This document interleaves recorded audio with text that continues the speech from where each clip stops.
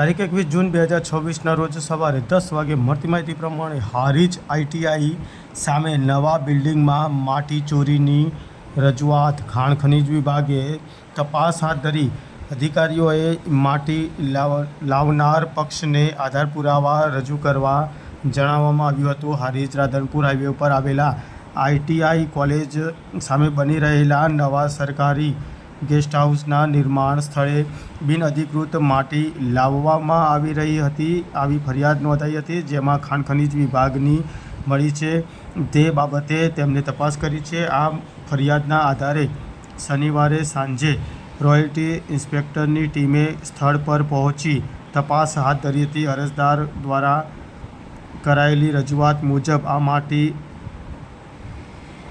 સરવાળ ગામના તળાવમાંથી ગ્રામ પંચાયતની પરવાનગી વગર લાવવામાં આવી હતી તેવા ખુલાસા થયા છે। માટીનો ઉપયોગ બિલ્ડિંગના ભીત ભરવા અને લેવલિંગના કામ માટે કરવામાં આવી રહ્યો છે। રોયલ્ટી ઇન્સ્પેક્ટર યોગીરાજસિંહ પરમારે જણાવ્યું હતું કે માટી લાવનાર પક્ષને આધાર પુરાવા રજૂ કરવા જણાવ્યું છે।